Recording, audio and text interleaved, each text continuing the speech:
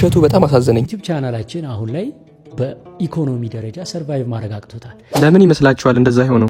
በጣም ብዙ ሰራተኞች ለመልቀቅ ተገደናል። ልንከፍላቸው ስላልቻለን ምርጥ ሰራተኞቻችንን እያዘንን ሄደውብናል። በኢትዮጵያ አንደኛ ሰብስክራይበርስ ያለው ዶንኪ ቲዩብ በአሁኑ ሰዓት ትልቅ ችግር የገጠመው ሲሆን ለሰራተኛ እንኳን መክፈል እንደከበደው እሸቱ እየተናገረ ይገኛል። ከ60 ከ70 በላይ ሰራተኛ ደርሰን የነበርን ሰዎች አሁን ቤት ውስጥ ያሉን 46 ሰራተኞች ብቻ ናቸው። እንደሰማነው በጣም የሚያሳዝን ነገር ሲሆን ግን ለምን እንደዚህ ሊሆን ቻለ የሚለው ነገር ዛሬ ምን ይሆናል ማለት ነው። በትክክል የምትወዱኝ የዶንኪ ቲዩብን ስራ የምትወዱ የምትደግፉ ሰዎች ይሄ መስማት አለባችሁ። ምሽት 3 ሰዓት ዶንኪ ቲዩብ ላይ እንገናኝ። የቀሩትን 46ቱን ከመበተኔ በፊት ግን ዶንኪ ቲዩብ ምን አይነት አደጋ ውስጥ እንዳለ ዛሬ ምሽት 3 ሰዓት እነግራችኋለሁ። በትክክል የምትወዱኝ የዶንኪ ቲዩብን ስራ የምትወዱ የምትደግፉ ሰዎች ይሄ መስማት አለባችሁ። ምሽት 3 አንዳንድ ሰዎች አውቀህ ነው ቪው ለማግኘት ነው እያሉት ነበር። ድርጅቱ ሊዘጋ ነው 31 ሰራተኛ ላባረር ነው ስል አይዞ አይባልም። አይዞ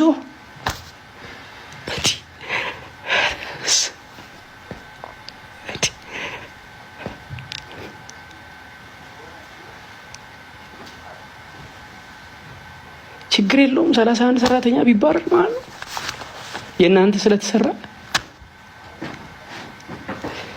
ይብቃኝ። ለማንኛውም ሌላ ነገር ውስጥ አልግባ ይመስለኛል እሸቱ ከሰው የጠበቀውን ነገር አላገኘም። ሰው ሰፖርት ያደርገኛል አይዞህ ይልኛል ብሎ ነበር ያሰበው። ነገር ግን ሰው ደግሞ አውቆም እየመሰለው ያሉ ሰዎች ነበሩ። ቪው ለማግኘት ምናምን የመሰላቸው ሰዎች ነበሩ ያን ነገር ያደረገው። ነገር ግን እሸቱ እንደዛ እንዳልሆነና 30 ሰራተኞችን ሊያባርር እንደሆነ እየተናገረ ነበር። ድርጅቱ ሊዘጋ እንደሆነ እና ድርጅቱ እንድናድንለት በጣም እየሞከረ ነበር ማለት ነው። ለዛም ነው ብዙ ነገሩን አጥቷል እሸቱ። መኪናን ሽጫለሁ ብዙ ነገር ብሏል። ይሄን ዶንኪ ቲዩብ ለማትረፍ ማለት ነው። ግን ለምን እንደዛ ሊል ቻለ? ምክንያቱም ይሄ ዶንኪ ቲዩብ እሸቱን ማኖር አይችልም ወይ ብቻውን የሚለውን ነገር ዛሬ እናየዋለን ማለት ነው። ከዛ በፊት ናቲሾን ላይክ እና ሰብስክራይብ ማድረግ እንዳይረሳ። እኔ አሁን ምነዳው መኪና ፕራዶ ነው 17 ሚሊዮን ብር። የዛ ላይ የኔ አስተዋጽኦ ግን 600 ሺህ ብር ነው 500 ሺህ ብር የባንክ ነው። እንደሰማችሁት ነው ዶንኪ ቲዩብ 70 ሰራተኛ ቀጥሮ ብዙ ወጪ ያወጣ እሸቱ የ17 ሚሊዮን ብር መኪና የሚነዳው በዩቲዩቡ ከፍተኛ ገቢ ስለሚያገኝና የተለያዩ ስፖንሰርሺፖች ስለሚያገኝ ነው። እና የተለያዩ ሰራተኞችን ቀጥሮ ስራ ፈጣሪ ሆኗል ማለት ነው እሸቱ። እናም እነዛ ሰዎች እንዳይበተኑበት ስራ አጥ እንዳይሆኑ እንዳይቸገሩ ብሎ በማሰብ ነው አሁንም እዚህ ሚዲያ ላይ ወጥቶ እንድናግዘው ጥሪ ያቀረበው ማለት ነው። ምክንያቱም እነዛ ሰዎች ነገ ላይ የሚደርስባቸው ጉዳት የተለያየ ስራ አጥነት አለ፣ ብዙ ችግር አለ ሀገር ላይ እንደሚታወቀው። ለዛም ነው ማለት ነው እንጂ እሸቱ ብቻውን ዶንኪ ቲዩብን እየመራ አንድ ኤዲተር የሚያስፈልገው ማናጀር ቀጥሮ ደልቀቅ ብሎ መኖር ይችላል ማለት ነው። ከዚህ በላይ ከ17 ሚሊዮን ብር በላይ መኪና እየነዳ መኖር ይችላል። ግን እነዛን ሰራተኞቹን ማጣት ስለማይፈልግና የተለያዩ የቤተ ክርስቲያን ስራዎችን መስራት ስለሚፈልግ ትልቅ ፕላን ስላለው ነው እሸቱ ማለት ነው ዛሬ ወደዚህ ሚዲያ ላይ መጥቶ እገዛ የጠየቀው ማለት ነው። የጠየቀውም እገዛ $5 ጆይን አርጉልኝ በማለት ነው ማለት ነው። ዩቲዩብ ላይ ሜምበር ሁኑኝ ነው እያለ ያለው። በወር $5 አቅም ያላቸው ሰዎች ሜምበር ይሆናሉ ማለት ነው። እናም በዚህ አጋጣሚ እናንተ የምትችሉ ከሆነ እሸቱን ሜምበር መሆን አለባችሁ። ዶንኪ ቲዩብ ላይ የተለያዩ የቤተ ክርስቲያን እርዳታዎች ሲያደርግ ነበረ። ብዙ ሚሊዮን ዶላር አሰባስቧል። እናም ትልቅ ተጽዕኖ መፍጠር የሚችል የዩቲዩብ ቻናል ነው ማለት ነው። እንዲቀጥል ሁላችን ማድረግ አለብን። እስቲ ለእሸቱ የተሰጡትን አንዳንድ አስተያየቶች እንስማ።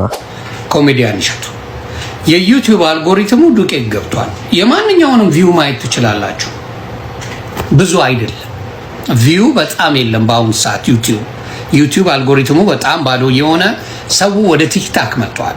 ዮኒ ማኛ ሰው ወደ ቲክቶክ መጥቶ ሳይሆን እሸቱ ብዙ ጊዜ መንፈሳዊ ስራዎች ላይ በጣም ትኩረት እያደረገ ስለሆነ ነው ቪው እየቀነሰበት ያለው ማለት ነው። ብዙ ጊዜ እኛ ዓለማዊ ነገር እንጂ መንፈሳዊ ነገር ላይ ጎበዞች አይደለንም። ለዛም ጭምር ነው። መቼም ስለ ኮሜዲያን እሸቱ ከካሜራ ጀርባ ስላለው ማንነት እዚህ ጋር አንድ ነገር ሁለት ነገር አውርቼ ማበላሸት አልፈልግም። ይሄን የምገልጽላችሁ በህይወቴ ስለ ኮሜዲያን እሸቱ መጽሐፍ ሳልጽፍ እንዳልሞት ነው የምለው እግዚአብሔርን። እሸቱ ከምትገምቱትም በላይ ደግሞ የተለየ መልካም ሐቀኛ እጅግ የተለየ ሰው ነው። 19 ሰዓት የሚሰራው እሸቱ መለሰ ተንገዳገድኩ ካለ ማን ሊቆም ነው ሰርቶ ነው? እኔ ጥያቄ እንደሰማችሁት ነው እሸቱ መለሰ በጣም ጎበዝና ጠንካራ ሰራተኛ እንደሆነ መስክሮለታል። እናም ጥሩ ሰው እንደሆነ ተናግሯል። እናም እሸቱ መለሰ 19 ሰዓት የሚሰራው እሸቱ መለሰ ከተንገዳገደ ማን ሊቆም ነው ብሏል እዚህ ጋር። እናም እሸቱ መለሰ 19 ሰዓት ሰርቶ የተንገዳገደው 72 ሰራተኞችን እያስተዳደረ እንጂ ብቻውን ሰርቶ አይደለም፣ ወይም ለብቻው እየበላ አይደለም 19 ሰዓት የሚሰራው 72 ሰራተኞችን ቀጥሮ በወር ከ1 ሚሊዮን ብር በላይ ለሰራተኛ የከፈለ የሚሰራ በጣም ታታሪ ሰው ነው ማለት ነው። ጎበዝ ነው። እናም የዛሬው ቪዲዮአችን ይሄን ይመስል ነበረ። ላይክ እና ሰብስክራይብ ያላረጋችሁ እንዳትረሱ አርጉ። በቀጣይ ቪዲዮ እስከምንገናኝ በአዲስ ነገር ደህና ሁኑ።